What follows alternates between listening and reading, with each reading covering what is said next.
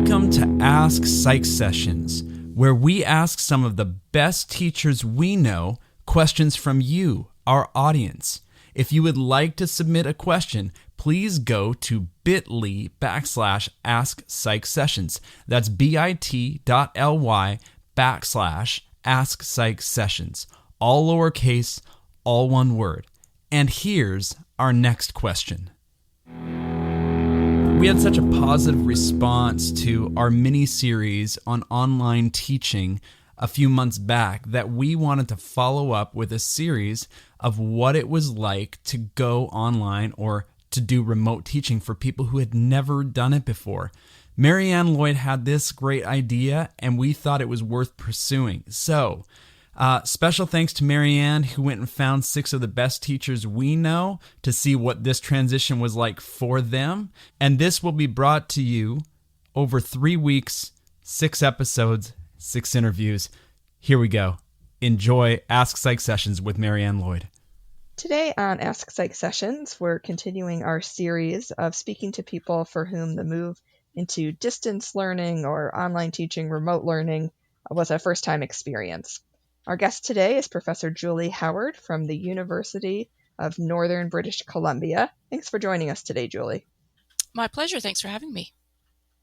So before we talk about the details of how things are going or how they went, it might be helpful to tell our listeners that don't know about your university, what are your students like, what courses were you teaching, about how many students were in these classes, a little bit of background info, please.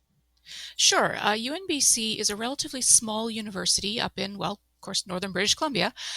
We have about 3,000 to 3,500 students total across the university. A lot of rural students coming to university maybe for the first time. Local students really find us a good option as opposed to having to travel great distances to any of the other universities around. I'm actually the senior lab instructor. I teach the research methods course and the stats labs at both undergraduate and graduate levels. So my research methods course has 30 students in it. And then my stats lab has about 22 students per section. And the grad stats has only 2 students this semester. Great. So you are going to have sounds like a variety of experience. So maybe my first question, and maybe this is my semantic memory speaking when you talk about students in a more rural setting, was access a concern as everyone moved remote?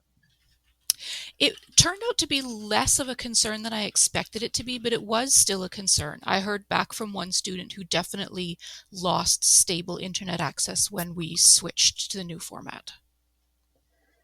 And so sort of what was your approach to your courses? And you can talk about all of them or just one. Did you go synchronous or asynchronous? Did you start relying more on videos, have extra office hours? Maybe sort of give us the highlights. And if you're comfortable sharing some lowlights, I think sometimes it helps us all feel a little better about our flubs. Yeah, because we certainly all have them. I already had a lot of videos made because I teach my research methods course as a flipped course. So the lecture videos were already there for that. However, it did make it challenging to make the in-person part that I usually do, the small group discussion. That was a definite challenge. So I switched to synchronous as an option with asynchronous options available for people to complete their participation.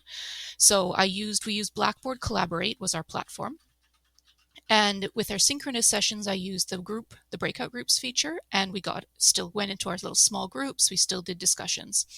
That was great for the students who had microphones. Their discussions were able to flow pretty smoothly, but a lot of students didn't have microphones or the audio wasn't working, and they had stilted type texting or even a mix of microphones and typing within one group that honestly was fairly awkward. So as much as I felt like those experiences were smooth on the whole, they weren't smooth universally, for sure.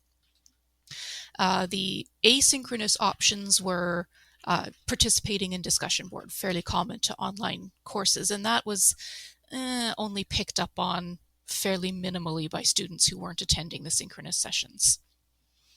For the stats labs, we had a synchronous session where I screen shared, so I could continue what I would normally do of having my screen on the overhead projector while I showed them how to do a procedure in SPSS. So we were able to replicate that with screen sharing, and then the video was just made available for those to watch later if they hadn't been able to attend the synchronous meeting. Great, thank you. That is, I've been hearing we have Teams or Blackboard Collaborate, and I sort of picked Teams, but I think I might have enjoyed those breakout rooms, and that is nice. I think there's in a classroom, especially with the smaller classes like we're both teaching, I want students not just to develop a relationship between myself and them, but also among themselves. So I hopefully even with those awkward pieces, did you feel like students were still getting kind of that benefit of peer-to-peer work together? Yeah, I think they really were, because we had already had half the semester, more than half the semester together. They'd already developed those relationships with each other. So they were able to continue those relationships, and they knew each other, and they could help each other out a lot more. I don't know how viable that would have been if we hadn't had 2/3 of the semester together already to begin with. I think the technological problems would have been a little more insurmountable if we didn't have those connections already made. Yes, I know. Trying not to think too far forward about the perks of having got to spend time together in person at the beginning, that we had the advantage for the semester. What about assessments? What did you sort of do about exams? Did you have to change up from what you were doing? Because I think that's one of the other pieces. Yeah, I absolutely did. I had quizzes. I do chapter quizzes instead of midterms. And those I just threw on the Blackboard, gave them, 2 days, 2 chances, that kind of thing. And they did extremely well on them. So I think it might have been perhaps over generous, but I'd rather err on the side of over than under at the moment. For my final exam, a lot of my colleagues were sticking with an online Blackboard timed exam at the originally scheduled final exam period, but I was reading a lot of the discussions on the Teaching of Psychology Facebook group, such a great resource, and really hearing a lot of the concerns that those other professors had with their students losing access and having changed schedules. And knowing that I had the one student who had communicated those difficulties with me, and of course, who knows how many others just aren't telling me and they're just not showing up. So I decided to go for a take-home exam, open book, open notes, that kind of thing. And it was a little stressful not knowing how that was going to go, since I'd never done that before, but I think it actually went fairly well. I didn't get any negative feedback from it. The curve seemed about right. Yeah. Yeah, I have found similar things. I had already moved my methods class to all open book, open note, and found that grades didn't shift too much because I was already asking application questions anyways. So that, I sort of thought that the books just helped reduce anxiety, but if you hadn't understood, it would be hard to learn. And like you, I also got rid of time limits because assuming everyone's brain feels like it's moving a little slower these days Absolutely. than it was before. So. Yeah, and you're right. If we focus on the application questions, then having the book there isn't going to help you. If you don't understand it, you don't understand it. And that's really what we want to get at anyways. We're not really getting at memory so much. We want to know that our students understood these things. So it's great, and it sounds like yours, on the whole, you have evidence that they did. So my hearing of your description of your semester was that it was quite successful. Do you feel, if in the event that there's another shift like this, do you have any sort of like, the one thing I wish I would have changed tidbit for the listeners, or one thing I definitely won't change? Oh, that's tough, because I do feel like it went well, but like I said, I think we were greatly advantaged by the fact that we started together. If we're still this way in the fall, and if we have to start online, I will definitely do things differently. I'll keep the synchronous optional session, but I will probably need to make a point of introducing more ways of having the students get to know each other, and even more flexibility in their participation. I really still want them to get to know each other, but it's going to be more of a challenge to do that.